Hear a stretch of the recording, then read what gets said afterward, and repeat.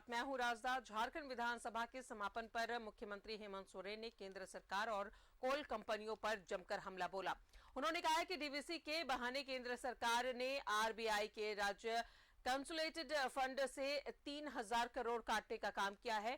CM ने कहा है कि कोल कंपनियों के पास राज्य का 1,36,000 करोड़ रुपए बकाया है और इसका राज्य को जल्द भुगतान किया जाए। ऐसा नहीं होने पर हम कोयला राज्य से बाहर नहीं जाने देंगे, ताला लगा देंगे।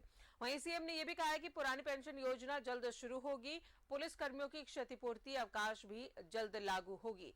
विधायकों की मांग पर सीएम ने विधायक निधि का फंड 5 करोड़ करने का ऐलान किया है। सीएम ने कहा है कि नेतरहाट की तर्ज पर 3 विद्यालय खुलेंगे। सीएम ने यह भी कहा है कि सदन तय करे कि स्थानीय नीति कैसी हो, जन भावना के अनुरूप हम नीति बनाएंगे। और मॉब लिंचिंग कानून की बात करते हुए सीएम ने कहा है कि ये कानून किसी समुदाय विशेष, धर्म विशेष के लिए नहीं लाया गया है, बल्कि इसे राज्य के दबे कुचले शोषित लोगों को बचाने के लिए लाया गया है। लेकिन इस कानून को गलत तरीके से पेश किया गया है। ये शिक्षा मनुष्य के लिए अति आवश्यक है, नहीं तो मनुष्य एक जानवर की तरह है। इसको लेकर हम लोगों ने बड़े पैमाने पर शिक्षा पर नए रिफॉर्म्स किए हैं और इसको लेकर लगभग 2,500 करोड़ की लागत से 500 विद्यालय को आदर्श रूप में विकसित करने का भी काम प्रारंभ किया जा रहा है। अध्यक्ष महोदय, 10 नया आवासीय विद्यालय का निर्माण करा रहे हैं अध्यक्ष महोदय, नेतरहाट के तर्ज पर। अध्यक्ष महोदय, 3 नए विद्यालय प्रारंभ किए जाएंगे अध्यक्ष महोदय।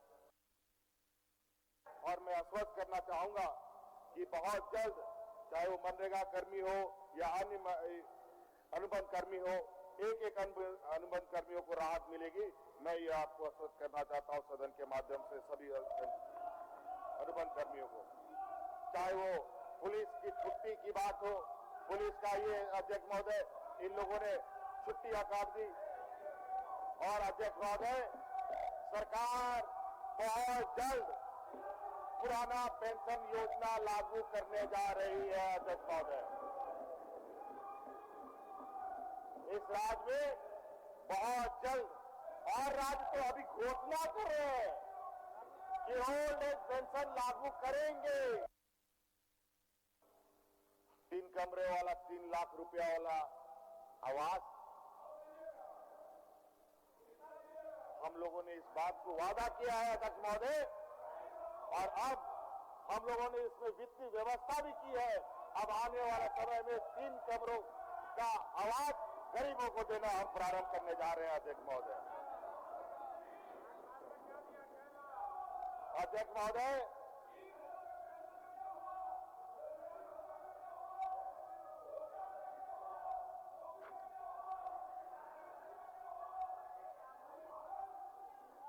अध्यक्ष महोदय, इस राज्य में अध्यक्ष महोदय, इस राज्य के लिए ऐतिहासिक और अजय अमर निर्णय अध्यक्ष महोदय, जो कभी भी ये राज्य नहीं भूल सकता, जो एक कोड के रूप में पूर्व की सरकार ने इस राज्य को स्थापित करके रखा था अध्यक्ष महोदय, और वो है हमारे राज्य के पारा शिक्षकों का समस्या का समाधान। लगभग 65,000 से अधिक पारा शिक्षकों का 12 महीना में 10 महीना सड़कों पर, पुलिस के लाठी डंडे खाओ, विभाग के चक्करे लगाओ, धक्के मुक्के खाओ, जेल जाओ, लाठी। कितने किसान, कितने पारा शिक्षक मारे गया इस अपने अधिकार को मांग करते करते अध्यक्ष महोदय। इनके कान में जू तक नहीं रेंगा अध्यक्ष महोदय।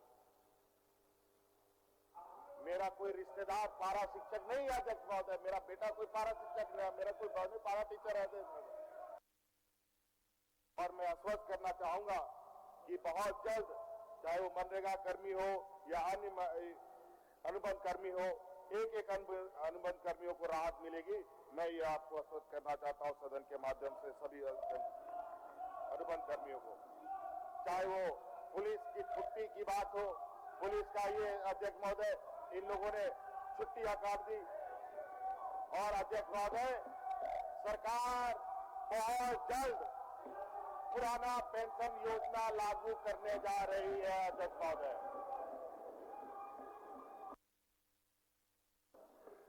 अध्यक्ष महोदय, एक और बात, ये हमें आंखें तरेड़ तरेड़ के कहते हैं, क्या हुआ 3 कमरे वाला 3 लाख रुपया वाला आवास। हम लोगों ने इस बात को वादा किया है अध्यक्ष महोदय, और अब हम लोगों ने इसमें वित्तीय व्यवस्था भी की है। अब आने वाले समय में 3 कमरों का आवास गरीबों को देना हम प्रारंभ करने जा रहे हैं। अध्यक्ष महोदय, हमारी सरकार ने उन 6 आवास के लिए 7 करोड़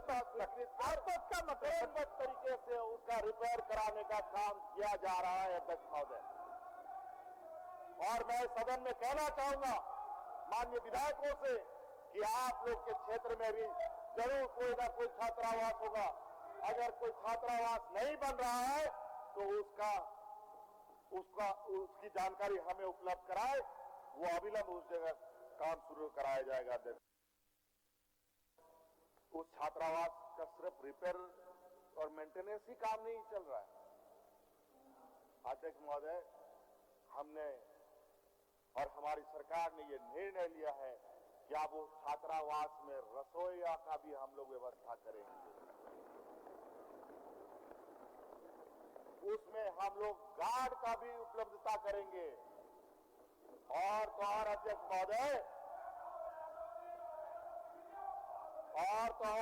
महोदय, मैं आपको बता दूं, सदन को बता दूं कि अब इनको छात्रावास में छात्रों के लिए भोजन का भी उपलब्ध सरकार कराएगी। अध्यक्ष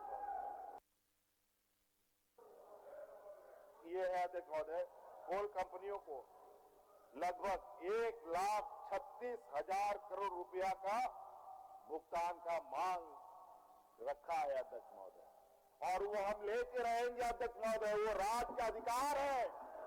अगर हमारा अधिकार नहीं मिलेगा तो इस राज्य से जा रहे कोयला खनिज संपदाओं को में भी हम लोग बैरिकेड लगा देंगे। फिर भी नहीं बढ़ाया, आज तक इन लोगों ने उन बच्चों का स्कॉलरशिप नहीं बढ़ाया। अध्यक्ष महोदय, मैं सदन से घोषणा करता हूं, छात्रवृत्ति में पुनः कम से कम 3 गुना और वृद्धि करने जा रही है। कभी छात्रवृत्ति नहीं बढ़ाया अध्यक्ष महोदय, और कम से कम बता रहे हैं अध्यक्ष महोदय, मिनिमम 3 गुना और बढ़ाने जा रहे हैं। एक माहौल बनाने की तैयारी, कोई मुझे मूर्ख मंत्री बोल रहा है, कोई नाजायज औलाद बोल रहा है, आंदोलनकारी का औलाद नहीं है, फर्जी आदमी है, ना जाने क्या क्या लोगों ने कहा। बहुत कोई, मतलब ऐसा बात नहीं है, मेरे काम नहीं है। अध्यक्ष महोदय, हम लोग, अध्यक्ष महोदय, कहां से आते हैं नहीं आते हैं हमें परिचय देने की आवश्यकता नहीं है। अध्यक्ष महोदय, आज इस राज्य में 2005 में भी सर्वे हुए हैं। अध्यक्ष महोदय, 2005 इस राज्य में, अध्यक्ष महोदय 1911 में भी सर्वे हुए हैं। अध्यक्ष महोदय, इस राज्य में 1932 में भी सर्वे हुए हैं। अध्यक्ष महोदय, इस राज्य में 1964 में भी सर्वे हुआ है। इस राज्य में 1918 में भी सर्वे हुआ है।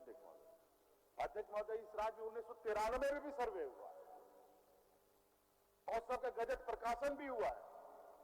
अब सदन तय करे कौन सा पकड़े। लेकिन चलते चलते मैं यही कहना चाहूंगा, सब लोग आज इस कार्यक्रम में, आज इस सदन में हिस्सा लिया, आप लोगों का बहुत बहुत आभार। और इसी खुशखबरी के साथ कि आने वाला समय में माननीय विधायकों का विधायक मत 4 करोड़ से 5 करोड़ रुपए किया जाए। धन्यवाद, जोहार।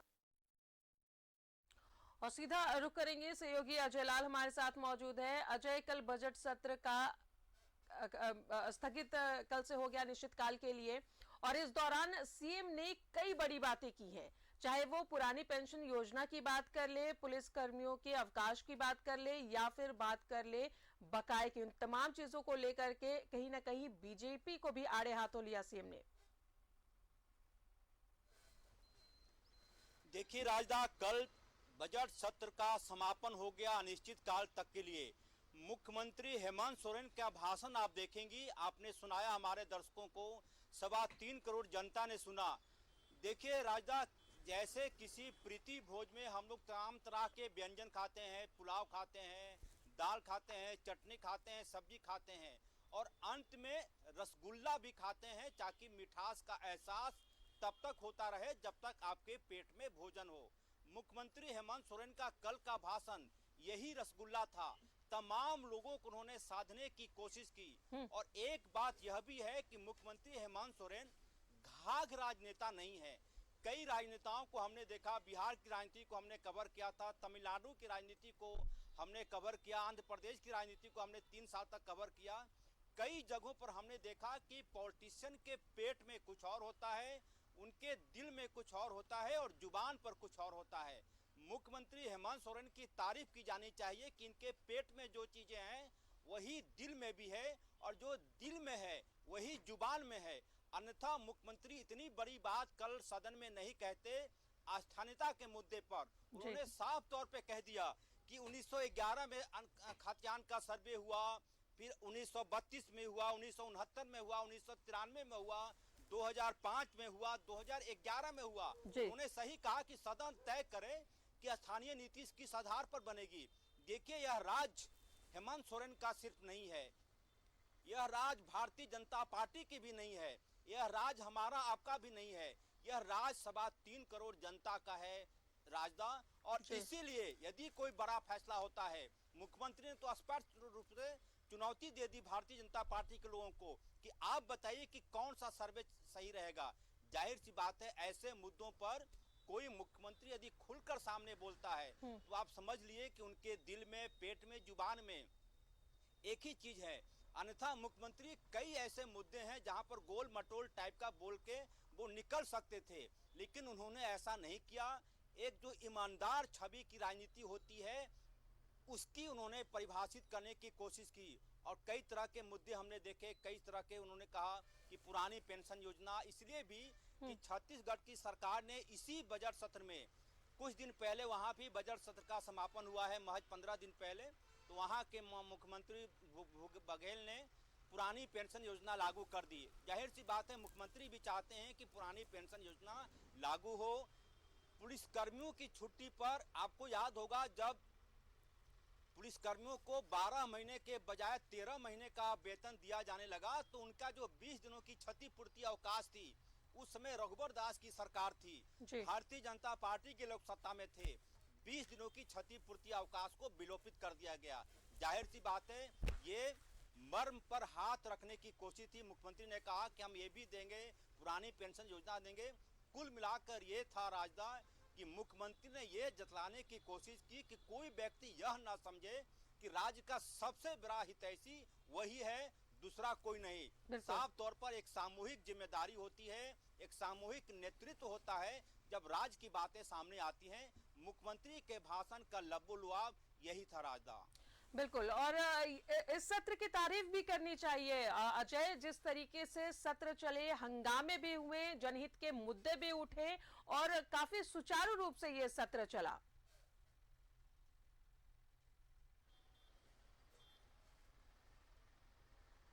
अजय, सुन पा रहे हैं? तो शायद हमारी आवाज इन तक नहीं पहुंच पा रही है। आपको बताएं कि ये इस साल का सबसे लंबा सत्र था, 17 कार्य दिवस थे, और जहां एक तरफ हंगामे हुए तो जनहित के मुद्दे भी उठे, और कल सत्र का समापन हुआ अनिश्चितकाल के लिए। इस दौरान सीएम ने कई बड़ी बातें कही। जल्द लागू होगी पुरानी पेंशन योजना। सदन में मुख्यमंत्री हेमंत सोरेन ने कहा कि पुलिस कर्मियों की क्षतिपूर्ति अवकाश भी जल्द लागू होगी। सीएम हेमंत सोरेन ने विधायकों की मांग भी पूरी की। विधायक निधि को 5 करोड़ करने की घोषणा की और कहा कि सदन तय करे कि आखिर किस आधार पर स्थानीय नीति बने। साथ ही मुख्यमंत्री हेमंत सोरेन ने यह भी कहा है कि केंद्र के पास हमारा 1,36,000 करोड़ बकाया है। सदन में सीएम हेमंत सोरेन का ये बड़ा बयान, और ये भी कहा है कि अगर हमारा अधिकार नहीं मिला तो कोयला खनिज ढुलाई बंद कर दिए जाएंगे।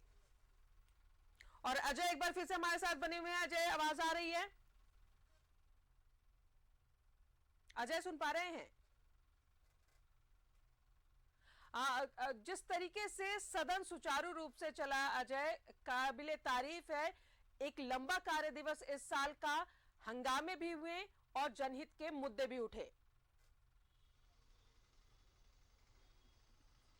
बिल्कुल राजा, देखिए विपक्ष का धर्म होता है कि वो विरोध के लिए भी कई बार विरोध करता रहा है, चाहे वो भारतीय जनता पार्टी विपक्ष में हो या फिर कल को कोई और हो या फिर कोई किसी और कभी रहा हो।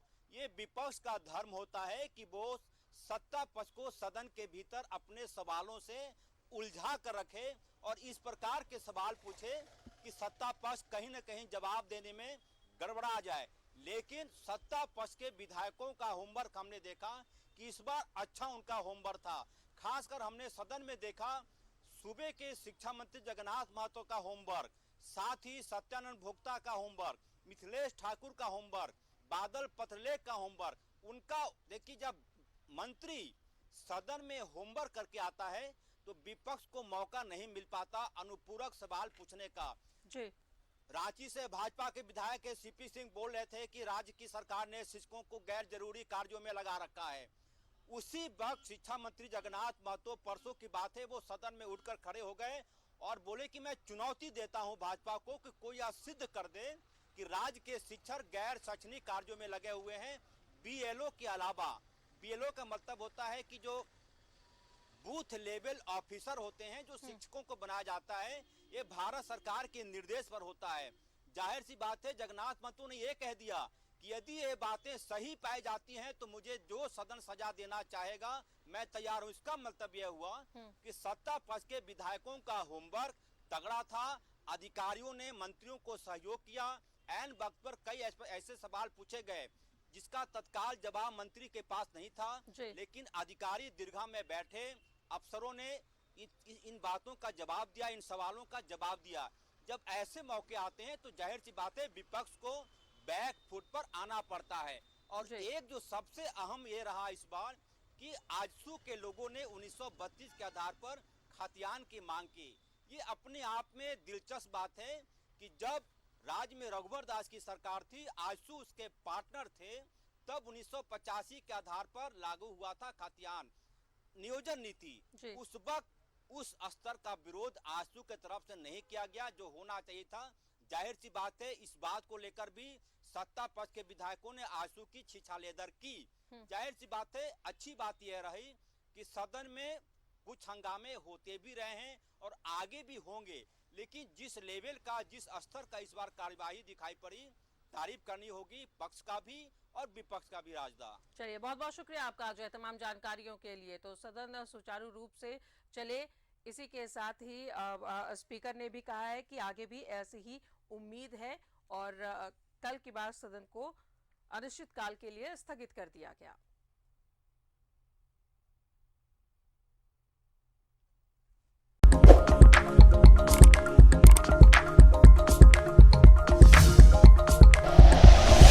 Like and share videos, subscribe करें हमारा चैनल और प्रेस करें बेल आइकॉन। न्यूज़ 11 भारत, सच है तो दिखेगा।